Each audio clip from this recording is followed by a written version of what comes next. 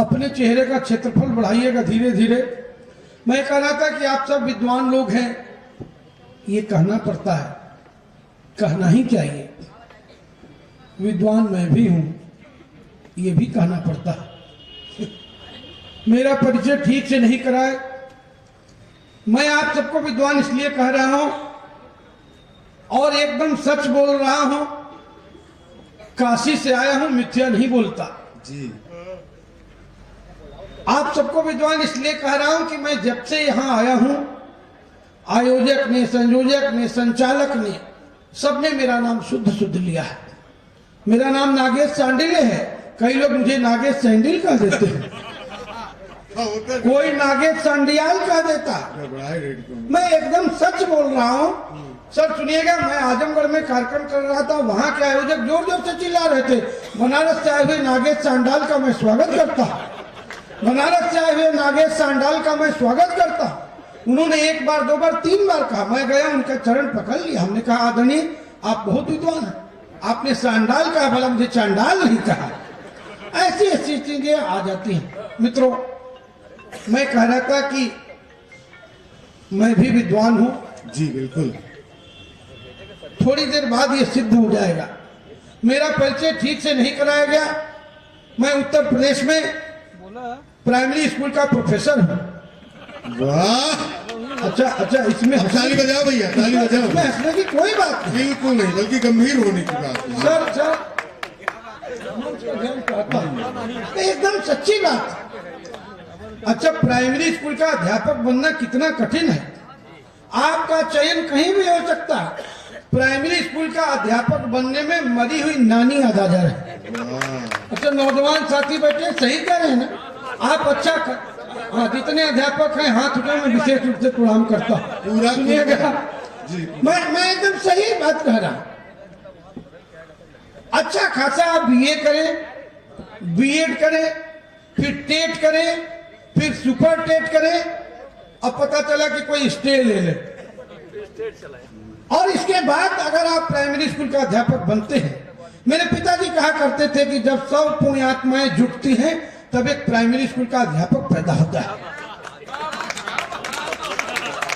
मैं स्वयं को प्राइमरी स्कूल का प्रोफेसर दूसरे कारणों से कहता हूं।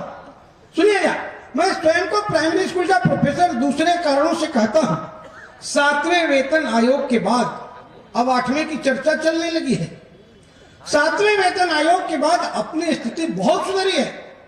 सर, आप पुलिस विभाग में, मैं एकदम सच बोल रहा हूं। 7वें वेतन आयोग के बाद अपनी स्थिति बहुत सुधरी है। पहले अखबारों में नहीं छपता था, आजकल अखबारों में बहुतायत से छपने लगा है। प्राइमरी स्कूल के अध्यापक के घर डकैती मुझे बहुत अच्छा लगता है। ये निज गौरव बढ़ रहा है, सम्मान है हमारा डकैतों के द्वारा। जय जय, क्या बात है, क्या बात। वाह, अध्यापक तो हमारे बाप दादा भी थे, लेकिन क्या था उनके पास कि चोर डकैत जाते, वही पुराना झोला टूटी साइकिल। एक दिन मैंने अखबार में पढ़ा, एटीएम से पैसा निकालते समय प्राइमरी स्कूल की शिक्षिका का पर्स उड़ाया। मुझे बहुत अच्छा लगा भाई। अच्छा, पत्रकार बंधु भी सुने कि बहुत बैठे, कहाँ हैं आप लोग विशेष प्रणाम। नहीं, अभी 3-4 लोग हैं। जी जी जी, बहुत प्रणाम। एक पत्रकार ने पूछा कि सांडिल्य जी, प्राइमरी स्कूल में पढ़ाने के 5 फायदे बताइए।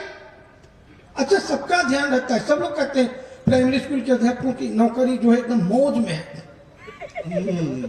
सारे रिश्तेदार जलते हैं, सगे पटदार जल रहे हैं। मैंने कहा डकैत भी जल। कभी कभी सर मन करता है कि एकदम मुंह पे टीका लगा के चले ताकि कुदृष्टि न लगे। कभी कभी तो मन करता है कि पूरा मुंह रंग के चले काला, जबकि ऐसा है नहीं। हम लोग को प्राइमरी स्कूल का अध्यापक होने, प्रधानाध्यापक होने पर तो समझिए बहुत कष्ट है। हमने इंचार्ज ही छोड़, प्रधानाध्यापक होने में बहुत कष्ट है। आप कल्पना करें, हमें सोमवार को फल देना पड़ता है। पहले परीक्षा फल देते थे, डायरेक्ट फल दे रहे। सोमवार को फल देना पड़ता है, बुधवार को दूध देना पड़ता है। आसान है क्या? तालियां बजाओ भाई। नहीं, तालियां अभी नहीं, तालियां अब बजाइएगा। सोमवार भाई सुनिएगा, सोमवार को फल देना पड़ता है, बुधवार को दूध देना पड़ता है। मैं मूलतः बिहार का रहने वाला हूँ। अच्छा हुआ कि हमारी नौकरी बिहार में नहीं लगी। मुझे बताया गया कि बिहार के अध्यापकों को शुक्रवार को अंडा देना पड़ता है। ये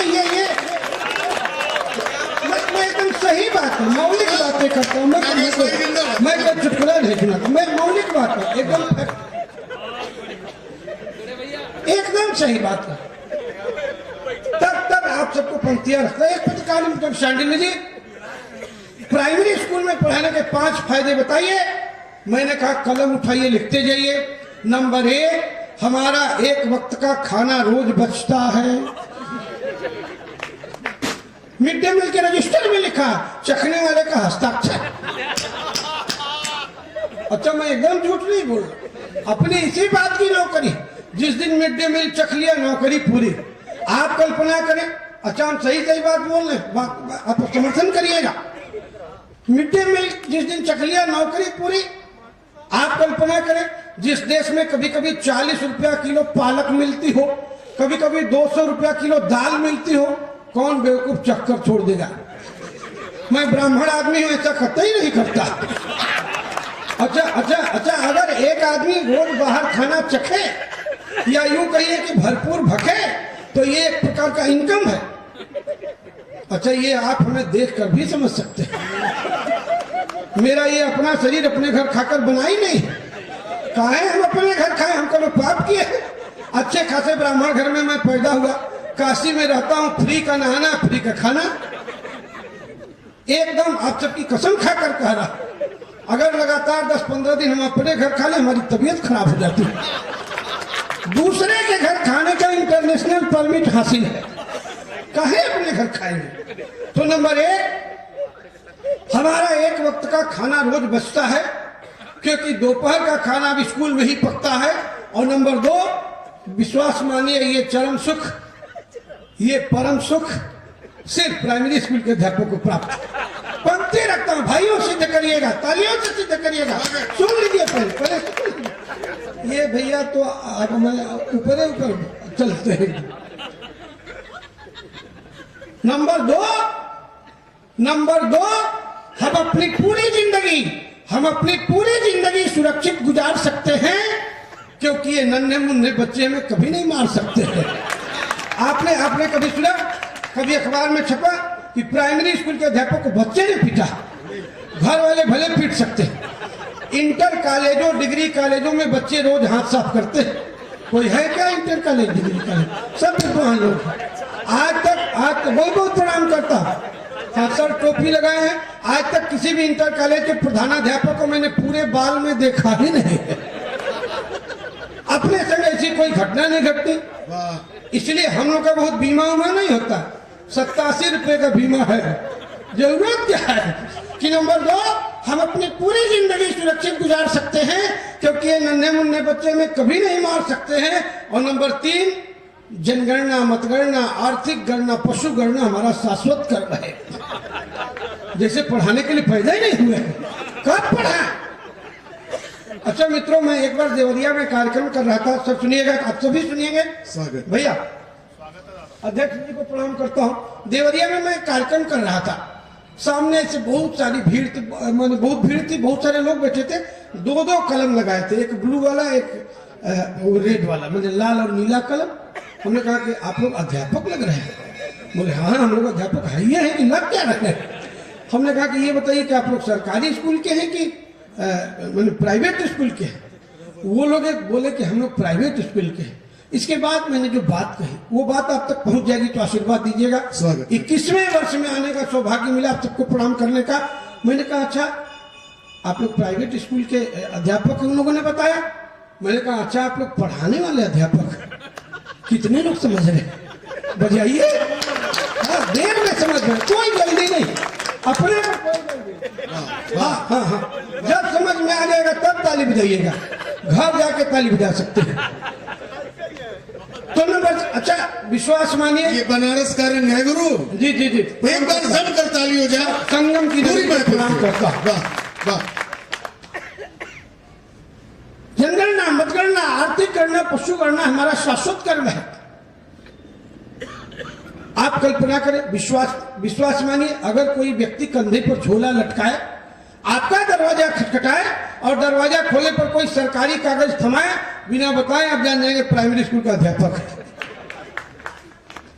और नंबर 4, आपके इस पवित्र अनुष्ठान के इस पवित्र मंच से अध्यापकों के सम्मान में पंक्तियां पढ़ता हूं कि नंबर 4, वैसे भी हमारा काम बहुत ही हाई क्लास है, टॉप है, क्योंकि हम जिन्हें पढ़ाते हो आदमी का बाप है। The child is the father of the man. मैंने कहा था मैं विद्वान आदमी हूं, बहुत बढ़िया, वाह। सिद्ध हो गया है। थोड़ी देर बाद संस्कृत भी बोलेंगे और सिद्ध हो जाएगा। 4 ही बताए गुरु, 5 नहीं बताए। हिंदुस्तान अभी बता रहे हैं। अच्छा, घबरा जाते हैं। हमको कोई जल्दी नहीं है, हम तो रात भर यहाँ रहने को तैयार है। अभी तो आपने मिड डे मील खिलाया और रात के भोजन का तो मान लीजिए आगे बात करेंगे। कॉलेज वाले परेशान हैं। हाँ, मैं कह रहा था हिंदुस्तान में जब तक अंग्रेजी नहीं बोलिएगा कोई विद्वान मानता ही नहीं, इसलिए बोलना पड़ता है। The child is the father of the man. और नंबर 5, हमारे कई बुजुर्ग अभिभावक बैठे हुए हैं। गांव में यह जुमला है, कहावत है, कहते हैं प्राइमरी स्कूल के अध्यापक का बचपना नहीं जाता। आप सब कल्पना करें, अगर किसी व्यक्ति का बचपना न जाए तो वो कितना सुखी होगा। और तब अगर किसी व्यक्ति का बचपना न जाए तो वो कितना सुखी होगा। और हम पूरे जीवन छोटे बच्चों के बीच में रहते हैं। तब आप सभी साथियों के हवाले से माँ सरस्वती से 4 पंक्तियों में याचना करता हूं कि माँ मुझे बस उम्र भर सच्चा बना देना, माँ मुझे बस उम्र भर सच्चा बना देना, ज्ञान से तुम भले ही कच्चा बना देना, और मैं रहूं निश्चल हमेशा, द्वेष ईर्ष्या से रहित, हो सके तो फिर मुझे बच्चा बना देना।